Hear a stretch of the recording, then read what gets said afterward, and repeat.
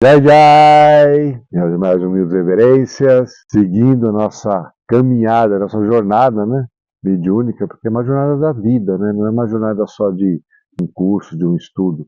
Vocês vão levar isso pro resto da vida, eu tenho certeza. Eu queria falar sobre um ponto para levar isso a um nível de importância e de compreensão mais refinada, que é a questão de proteção energética. Especialmente para quem me ouve e está aprendendo a se educar mediunicamente e trabalha com gnose vegetal, porque o fato de se desenvolvermos em estados alterados da consciência que não são naturais, quer dizer o quê?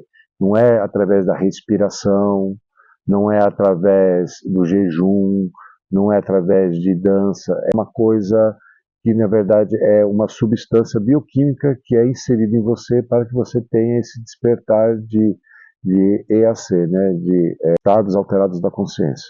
Então, para que isso ocorra, eu prefiro ensiná-los baseado sobre esse princípio, porque ele precisaria de mais refinamento, precisaria de mais amplitude para poder ser trabalhado mediunicamente. E por quê? Você tem que desenvolver-se fora da medicina, como todos vamos nos desenvolver fora da medicina, de qualquer medicina. A nossa medicina tem que ser natural, nós próprios, através de concentrações, meditações, porque isso faz com que você crie firmeza, crie centralização, crie uma importância no sentido de fazer com que as coisas que se manifestam estejam dentro do teu nível, do teu ciclo de proteção, compreensão e realização, ok? Então, quando se trabalha com gnose vegetal ou quando você trabalha com estados alterados da consciência muito avançados, você abre seus canais mediúnicos, seus canais sensitivos, ok? Especialmente o terceiro chakra,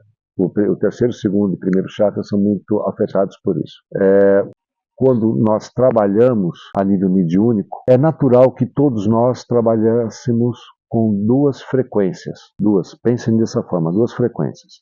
Uma que é a esquerda e uma frequência de direita. Uma que faz com que você realize o que é necessário para alcançar o que você precisa.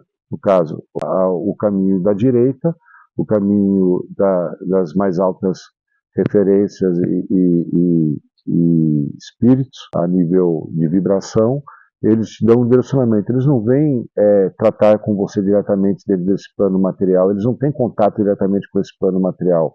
Eles usam intermediários, do mesmo jeito que você quer falar, você quer uma coisa do governo, você não vai querer falar com o presidente, você vai falar com o departamento, com o funcionário daquele departamento, e se for importante, quem sabe chegue até um alto nível, né, de importância para que isso dê atenção a uma hierarquia superior, nesse caso. Então, dentro desse caminho de esquerda, eles estão muito associados à questão material, à física, porque eles te ajudam a manifestar fisicamente, te ajudam a nível bioquímico, eles te ajudam a tua manifestação física e emocional. A emocional caminha já um pouco com a questão espiritual de maior vibração e a física com a de menor vibração. Então, se a gente fala vida material, emocional e espiritual, nós estamos falando da mais alta espiritualidade aqui a mais baixa espiritualidade, e espiritualidade, não estou falando de seres demoníacos e verdade, estou falando disso. Eu estou falando de entidades que trabalham dentro de uma frequência da matéria. É isso que estamos falando. E quando nós trabalhamos com a questão emocional, as questões emocionais elas têm a ver com o que sentimos e como manifestamos isso fisicamente. Então, caminha num invólucro que une as duas, né? As duas acabam sendo unidas como um cálice, cada uma recebendo um pouco da sua influência, né? Um yin e yang nesse sentido. Então, para que nós possamos ter um processo mediúnico pleno, nós temos que entender uma coisa. A compreensão dos obsessores tem que ser mais refinada, porque todos nós temos obsessores. Você, eu, o Papa, Jesus teve, escreveu o deserto e livrar dos obsessores, Buda, entendeu? Todos, não existe essa diferenciação. O que ocorre é que, na verdade, nós precisamos saber diferenciar o que desejamos ou o que estamos plantando e o que desejamos colher. Em outras palavras, é importante entendermos com que frequência, com que energia, com que base espiritual estamos conectados. Então, às vezes você vai querer trabalhar mediunicamente, só que você teve um dia horrível, você está irritado, está nervoso. É muito difícil você manifestar uma entidade de alto padrão vibracional porque você não deixa devido à tua densidade, ok? Então você vai receber entidades mais densas. Quando se trabalha com gnose vegetal, a gente tem muito essa questão da vibração. A gente percebe inicialmente o processo espiritual através da vibração. Mas quando você está em gnose vegetal, vamos dizer assim, várias portas estão abertas. É diferente quando você está natural. Várias portas abrem-se e portas que você desconhece e não enxerga. Essas portas, infelizmente, elas são acesso de obsessores, de formas de pensamento, de demônios, chama o que você quiser, sabe? Cada um dentro da sua concepção de subconsciente, maquiavélico, não importa, tá? Isso é o que a gente tem que evitar, é o que a gente tem que filtrar para a nossa evolução espiritual, para nos tornarmos seres melhores.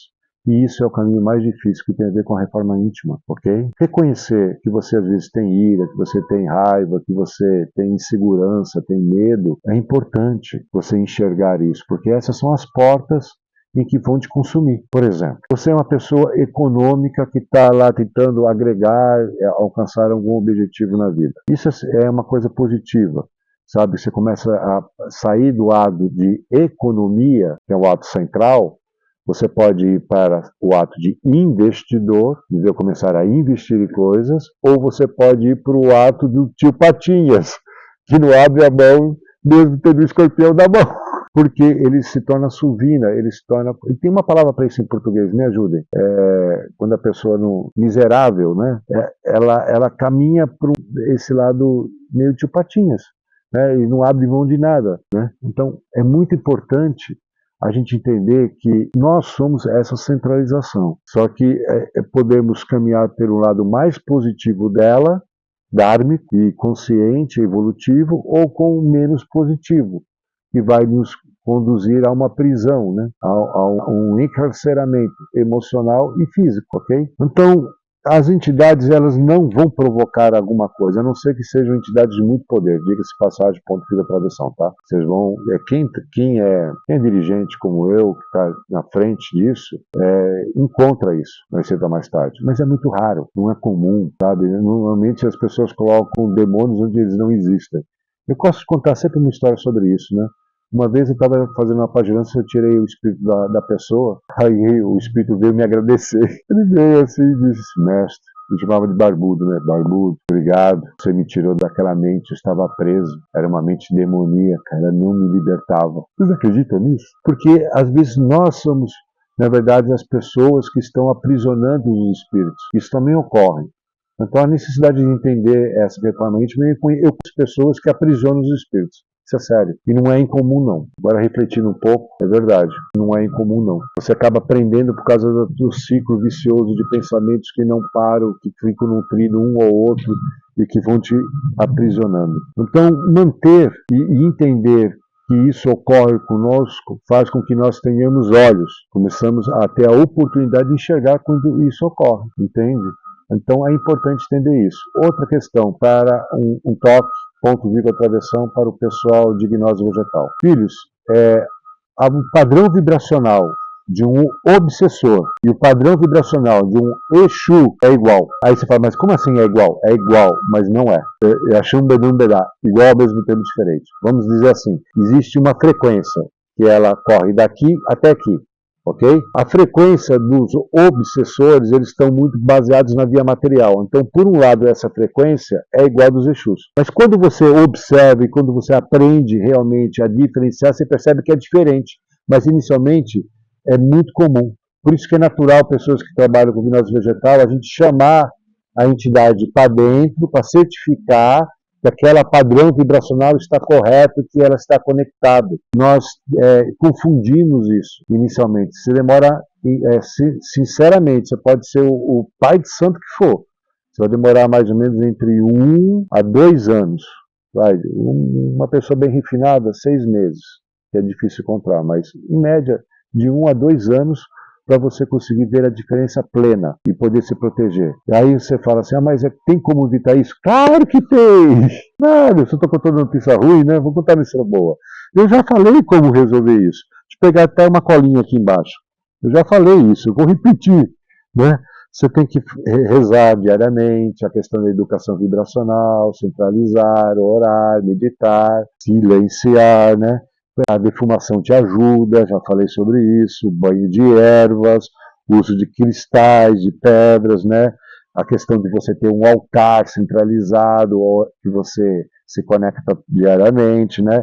Invocar os seus mentores, seus guias todo dia em um horário, criar um padrão, um sadhana, né?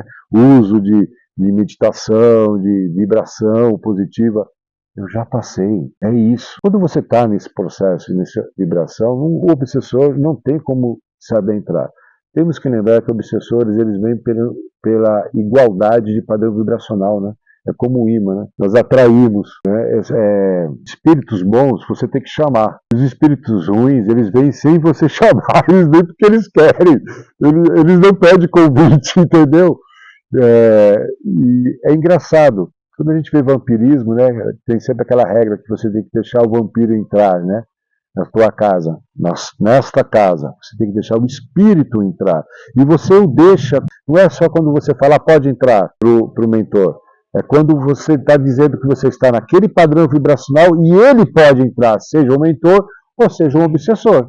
Não importa, ok? Então, orar e vigiar é o principal ponto que tem que ser refletido para que haja realmente uma transformação. Porque às vezes o grande obsessor da sua vida é você. É duro ouvir isso. Mas quando você ouvir e começar a refletir, vai fazer toda a diferença. Eu quero também agora lembrar um discípulo que me falou uma frase que eu nunca mais esqueci. Há anos que eu não vejo ele, mas continuo repetindo a frase, porque é um ensinamento vivido, realizado. Uma vez eu perguntei para um discípulo meu, que era da linha, né? Estava dentro das cadeiras de hipnose vegetal. Perguntei para ele, aí, como está a tua vida? Melhorou? As coisas estão andando? Ele olhou para mim e falou assim, mestre, minha vida está uma droga. Fiquei chateado, né? Triste ouvir isso. Aí eu quis entender como eu poderia ajudar, né? Falei assim, como que eu posso te ajudar? O que está acontecendo? Ele falou, não, mestre, o senhor não entendeu. Minha vida sempre foi uma droga. E o problema é que eu não via, eu não reconhecia. Agora eu estou enxergando que minha vida é uma droga. Agora eu tenho consciência e posso mudar. Esse é o ponto. Quando nós enxergamos, nós temos a capacidade de entender qual é o nosso oponente, com que devemos lutar, com que devemos observar. Eu sempre falo, observe inicialmente. A luta é observação, não é ficar se degradando com você, com outra pessoa. Não, a luta é interna, não é ficar irritado com o outro. É porque aquilo está me deixando irritado. Trabalhar a mim. O outro tenta trabalhar a si, você tem que trabalhar a si. Trabalhe você. O médium é aquele que enriquece a si próprio, com conhecimento, com conexão, com transformação, com reforma íntimo. Esse é o grande segredo da proteção espiritual, da proteção vibracional. Reflitam sobre isso, ok? Muito obrigado. Eu quis rebater esse ponto porque eu acho que é importantíssimo para todos. E as mais humildes reverências. Zé.